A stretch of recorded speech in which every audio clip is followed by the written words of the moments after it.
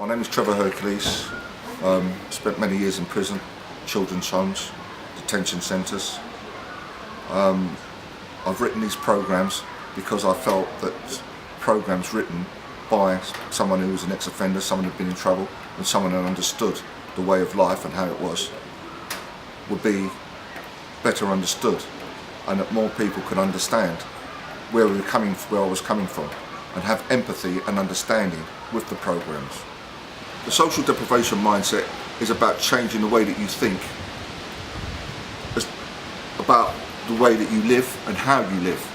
It's to change the way that you think about the area and the positions where you came from. Many people who have a set social deprivation mindset have come from deprived areas and deprived places. And within those deprived places, people take on this mindset and they take on the values that go with it. And these values are entrenched in them. And it's hard for them to lose this mindset unless it's gradually changed by people who understand and know. And one of the great things that we teach is how to manage that mindset.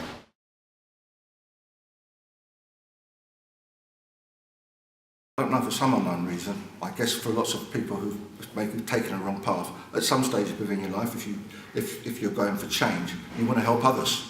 And so here I am. And I feel I can do a good job. Not only do I feel there's lots of other people who've been through the same experience as I had, young men who've been in trouble and who live in this society, who want to be part of the society, but felt they were alienated. And this is one of the things that I found, that many people were alienated, didn't know how to change. And so I think that people like me and other people who've changed their ways, I think can be great help. In order to understand why the youth of today get caught up in crime, we first need to understand how they think and why they behave the way they do. You know, a lot of people where I come from, especially the younger generation, if they have some sort of conflict on the street, they usually resort to a gun or a knife to settle the dispute, you know. So, you know, back in the days, people used to just have a quick fisticuff and we both go home and no one's injured. But now, people resort to violence and weapons and stuff like that, you know what I mean? So, As problems with rates in crime and gang culture increase, it is becoming critical that we focus on approaches that really do work and tap into what Trevor has termed the social deprivation mindset. The social deprivation mindset is something that Trevor Hercules has developed from his own experience and his understanding of the way people live their lives and the way their lives are controlled by things that perhaps they see as being beyond their control, when in fact they can, with some support, take over how things work for themselves. I think what Trevor Hercules has managed to do in his concept is to give people who are within the system really an understanding of their behaviour and what drives that and how to control that. And I think that really could be a fantastic tool in terms of working with people within the system, because his experience and his life experience gives real strong credibility in terms of that initiative. So I think it could be a great aid to people within the system in terms of helping them to turn their lives around. Because we all know, I think to stop reoffending, you have to at some point connect with that individual offender and his mindset. Yeah. And Trevor's obviously focused precisely on that issue of mindset and switching that light on with someone to say, I want to stop offending, and these are the ways I can stop offending, with support from people like Trevor Hercules and his programme. And that's why I think it's important that we get more of the programme delivered across the country and showing the kind of impact that we believe it can have on a bigger scale. Understanding the social deprivation mindset also provides a new method of reintegration for ex-offenders, who can speak of their experiences having been through the criminal justice system. People caught up in the criminal justice system are being told that they can reintegrate. For many of them, they've never had the chance to integrate in the first place, so the idea of reintegration is perhaps a bit too far on for many, because they've started from such a difficult place, not of their own choice. I think that anything that helps people integrate and become part of the community they go back to is a fantastic idea.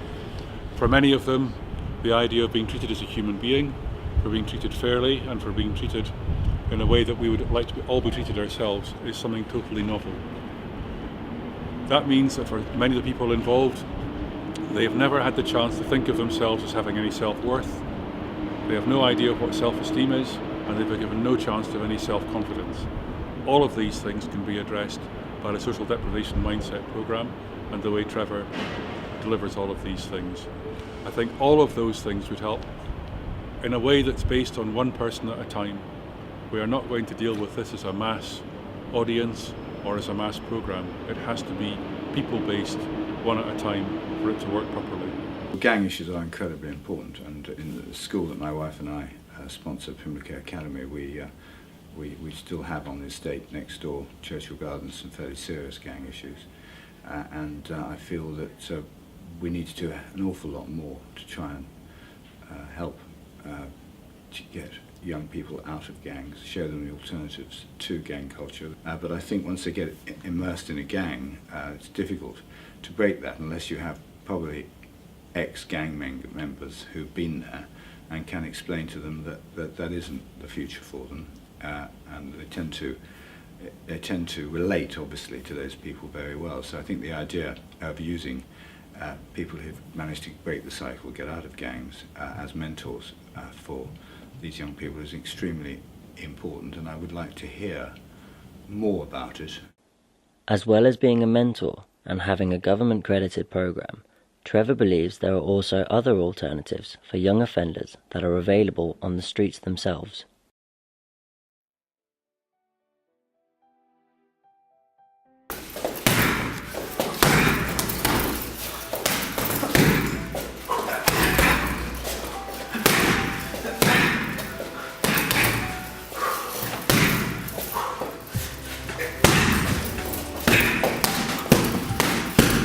Boxing is a good way to, control that rage and stop people getting nasty. You know what I mean?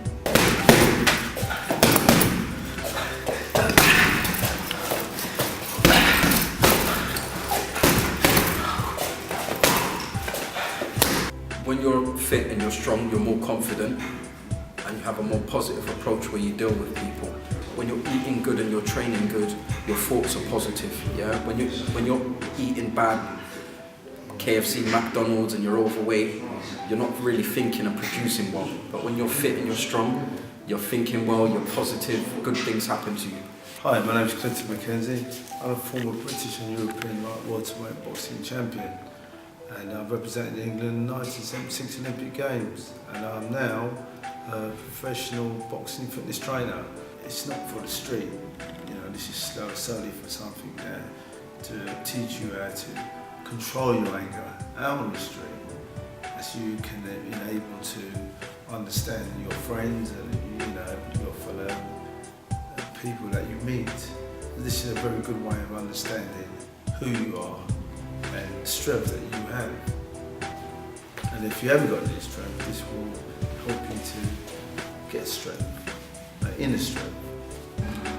The mindset goes with the physical. Lots of young men, they have a lot of rage in them and they're physical, and this is the sort of place that they can channel and harness what they've got. The young boys need to come here and get themselves strong and channel their energy. That's it. Right. Left,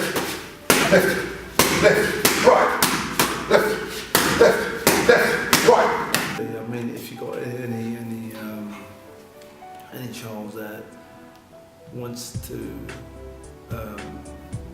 cannot control his or her temper or out of order, this is a really good guidance to get them on that level to understanding what behaviour is all about. 1, 2, 1, 2. Well, I think this gives kids an outlet of energy release. It teaches them self-confidence and also discipline. Boxing's all those things mixed into one, and when they come here, they have to listen to what I tell them to do, and they have to work according to the rules that I put down. So for kids who want to understand life, this is a good way of showing them how to listen and how to concentrate. This place should be an epicentre for young people, and for people like me and Clinton. Clinton trains them up, and I can talk to them about, you know, problems that they have and not have, changing their mindset about going straight or keeping on a straight and narrow. This place should be a haven for us, but no, it's not. And so this is one of the things that I'm really upset about. And I think a lot of people now are beginning to understand and realise that now we're going to question where the funding goes, where does this money go for all these young people who are still out in the streets writing. And you know, lots of these young people who have been writing, you know, many of them, as far as I'm concerned, there's got to be something wrong with all these people on the street writing. And this is the type of thing we want to change, you know, a mindset, and to show them that there's lots of things they can do.